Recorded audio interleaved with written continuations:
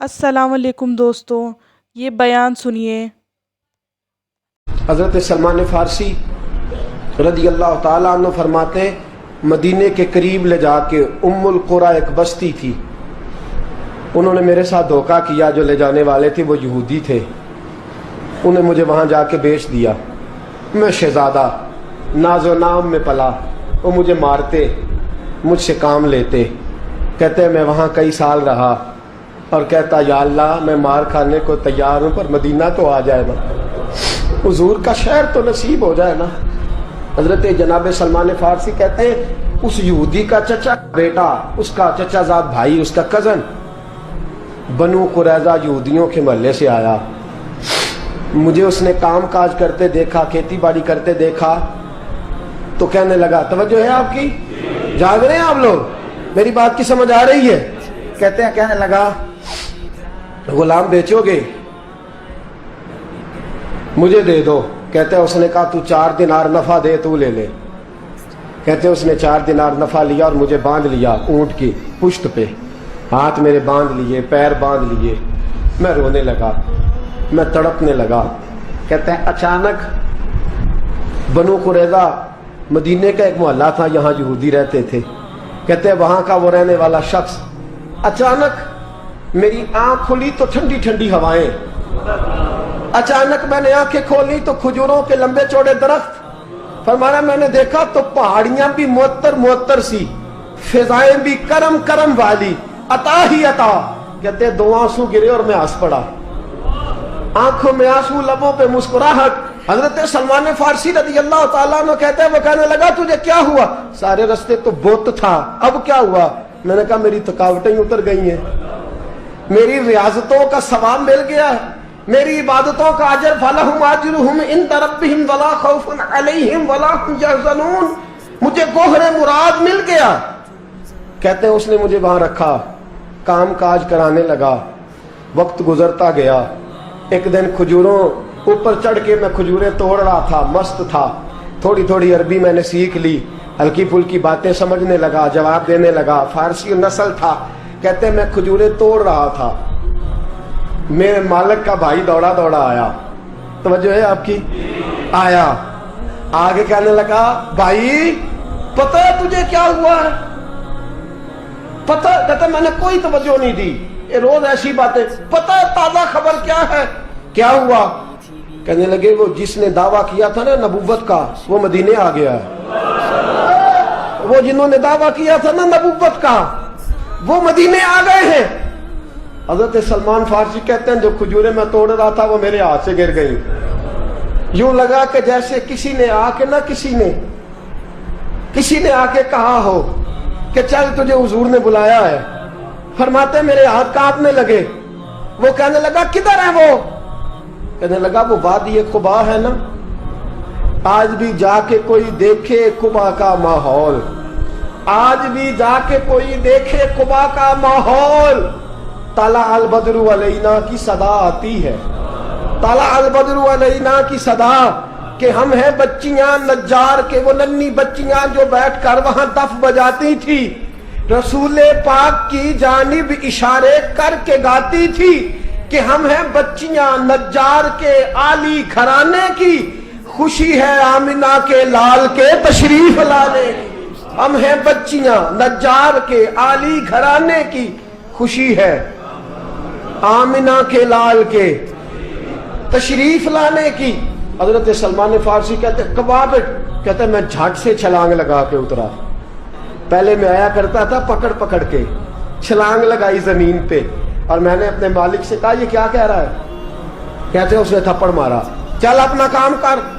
कहते पहले वो मारता था तो दुख होता था, आज पता ही नहीं चला, आज पता ही नहीं चला। हमारे जहाज में एक बाबा जी बैठे थे, जहाज में बुजुर्ग बैठे थे, उनसे किसी ने कहा थक तो नहीं गए? आने लगे, मेरी 11वीं हाजिरी है, थक बड़ा गया हूं, पर जब गुंबद पे नजर पड़ती है थकावटें उतर जाती है, कोई थकावट नहीं रहती। हजरत सलमान फ़ारसी कहते उसने मारा, कोई पता नहीं चला। मैं इंतजार करने लगा कि जरा दिन जल्दी नहीं ढल जाता, शाम जल्दी हो।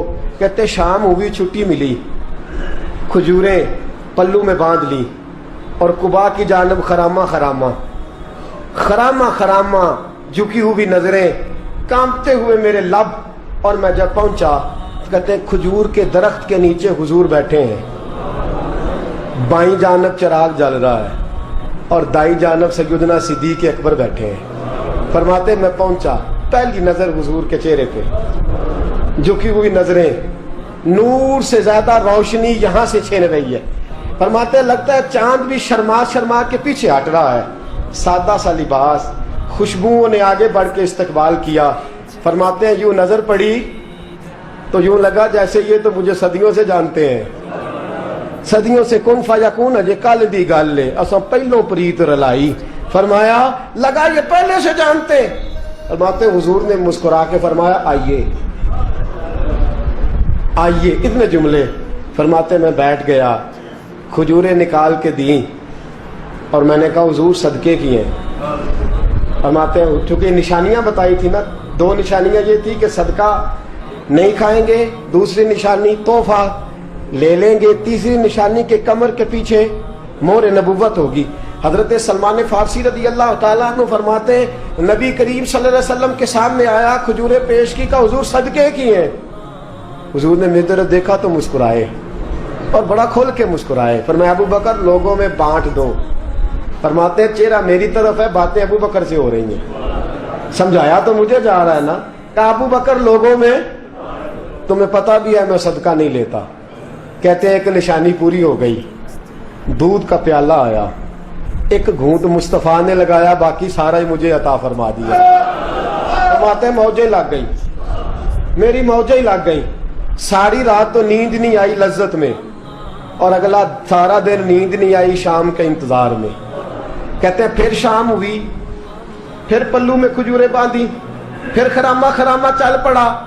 فرماتے سارے مل مل کے جا چکے ہیں، پتہ نہیں حضور کس کا انتظار کر رہے ہیں، سارے جا چکے، شام ہو گئی۔ میں پہنچا، بیٹھا سامنے، میرے مصطفیٰ نے دیکھا، فرمایا آئیے۔ میں نے کھجوریں کھولی، نکالی، میں نے کہا حضور تحفہ ہے۔ فرماتے ہیں حضور کھول کے مسکرائے، گویا حضور میری سوال کا جواب دے رہے ہوں کہ مجھے پتا ہے تو کیا کر رہا ہے۔ کھول کے مسکرائے، کھجور نکالی، کھائی، دوسری بھی کھائی، تیسری بھی کھائی۔ فرماتے ہیں مجھے یاد نہیں 10 کھائی کہ 11 کھائی۔ میرا لایا تحفہ حضور نے استعمال فرمایا۔ فرماتے ہیں میرا جی نہ کرے آنے کو، دل نہ کرے، لیکن مجبوری تھی، غلام تھا، لوٹ آیا واپس۔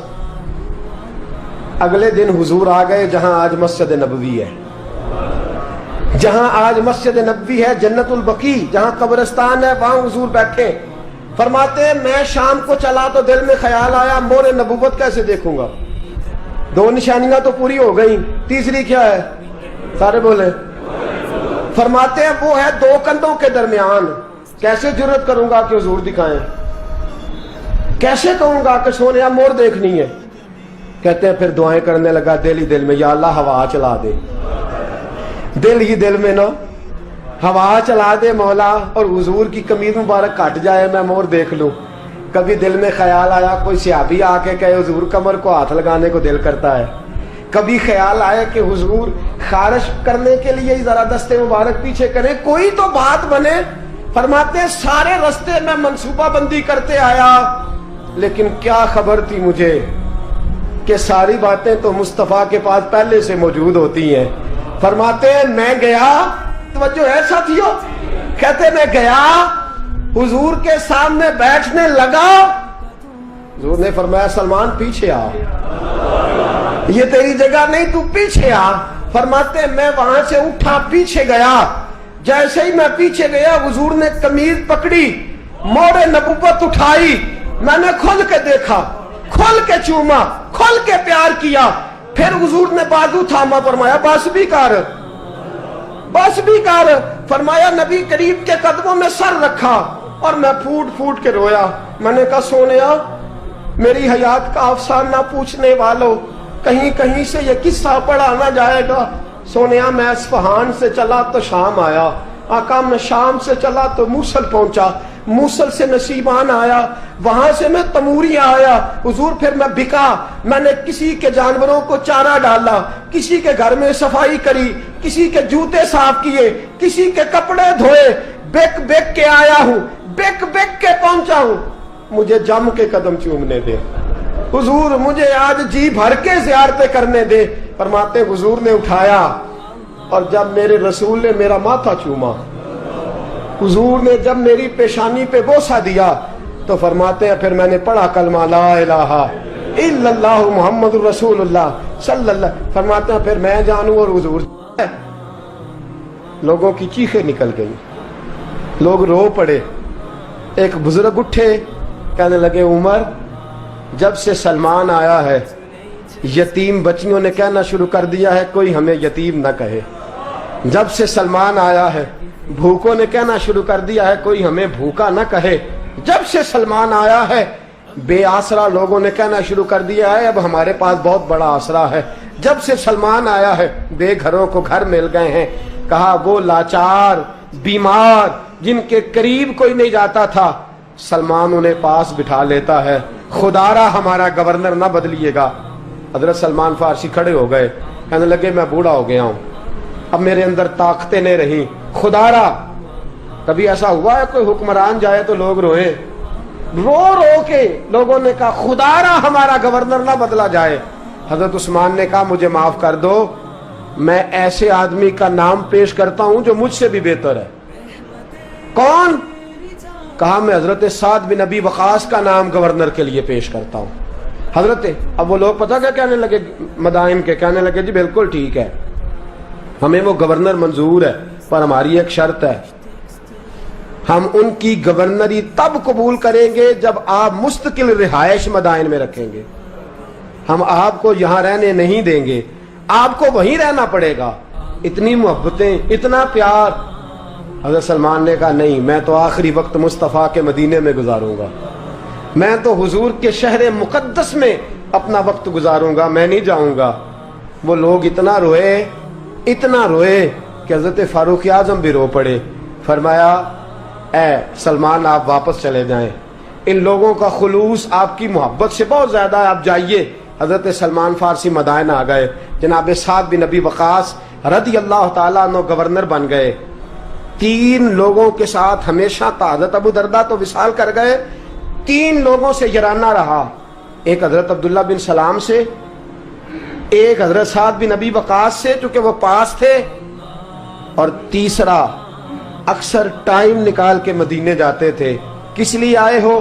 کہا ایک تو روضہ رسول کی زیارت کرنے آیا ہوں, اور دوسرا میں امام حسن سے ملنے آیا ہوں. ساری زندگی نبی پاک کے نواسوں کے پاس آتے, بات کوئی نہ کرتے, ذکر کوئی نہ کرتے. حضور کے شہزادوں کے پاس آتے, امام حسن سے ہاتھ ملاتے, امام حسن کا چہرہ دیکھتے رہتے, آنسو بہاتے رہتے. کتنی دیر کھڑے رہتے, امام حسن کی زیارت کرتے, واپس چلے جاتے. جب بوڑھے ہو گئے, زیادہ کمزوری آئی, تو حضرت سعد بن نبی وقاص کو پیغام دیا. کہا کسی طریقے مدینے پیغام بھیجیے, اور امام حسن سے کہیے میں آپ کے نانا کا نوکر ہوں, طاقت نہیں رہی اب چل کے مدینے آ سکوں. عمر مجھے پابند کر گئے تھے کہ میں نے, حضرت عثمان کا دور آ گیا کہ میں نے اب مدائن میں ہی وقت گزارنا ہے, اگر ہو سکے تو آخری بار ایک بار مجھے آ کے مل تو جائیں. امام حسن آتے ہیں تو مجھے لگتا ہے جلوہ مصطفیٰ کی زیارت ہو گئی ہے. حضرت سعد بن نبی وقاص نے پیغام بھیجا, امام حسن وہاں سے چلے, مدائن آئے. جیسے ہی امام حسن دروازے سے داخل ہوئے, بوڑھے حضرت سلمان فارسی, بوڑھے, نکاحت اتنی ہے کہ اٹھا نہیں جاتا. امام حسن آئے تو حضرت سلمان فارسی نے رونا شروع کر دیا, تڑپنا شروع کر دیا. اٹھنا چاہا تو بستر پہ گر گئے. امام حسن قریب آئے, چارپائی پہ بیٹھے, تو حضرت سیدنا سلمان فارسی رضی اللہ تعالیٰ عنہ کہنے لگے حضور میں بڑا پریشان ہوں, میرے لیے دعا کرے. امام حسن کہنے لگے میں جوان ہوں, آپ بوڑھے ہیں, دعا آپ کو کرنی چاہیے. کہا نہیں, آپ سے دعا اس لیے کر رہا ہوں کہ آپ کے نانا سے جو وعدے کیے تھے میں پورے نہیں کر سکا. آپ دعا کریں کہ میں حضور کی بارگاہ میں جاؤں تو مجھے شرمندگی نہ اٹھانی پڑے.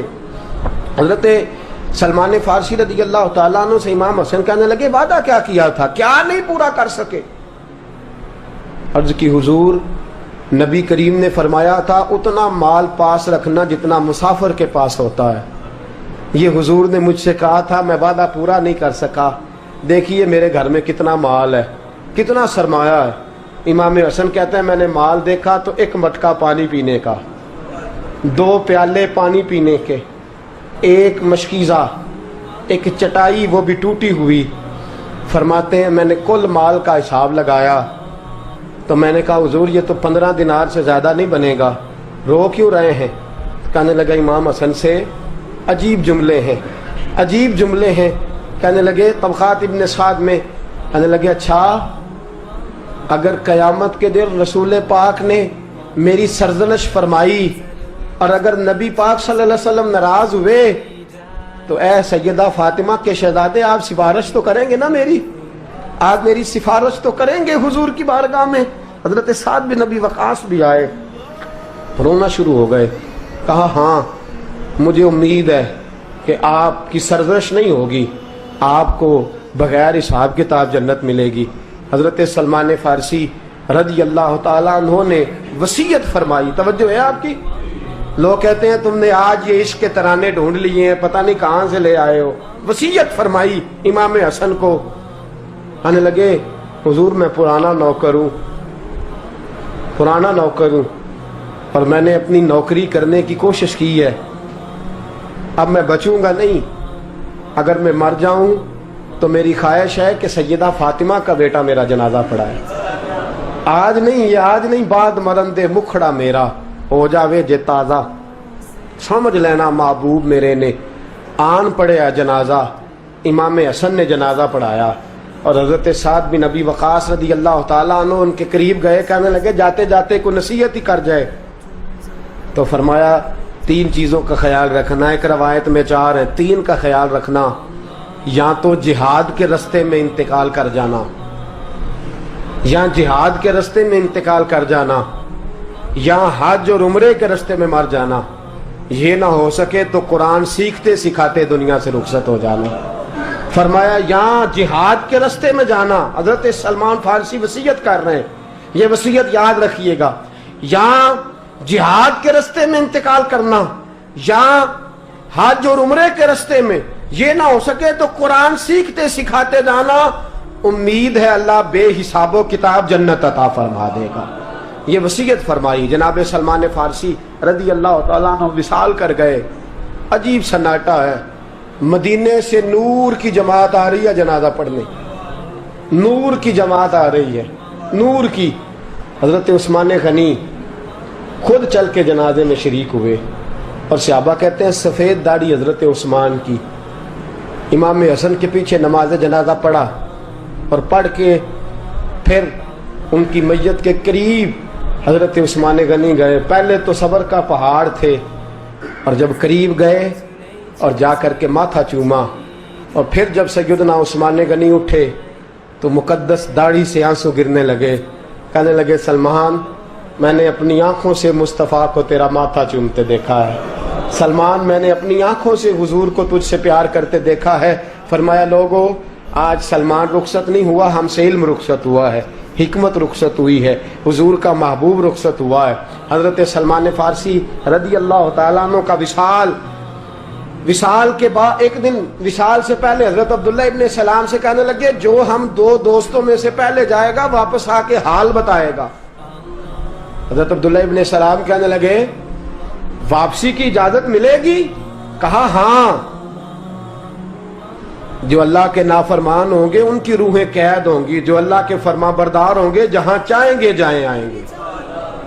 حضرت سلمان فارسی وصال کر گئے، جناب عبداللہ ابن سلام کو ملے، فرمایا بتائیے خدا نے آپ کے ساتھ کیا سلوک کیا؟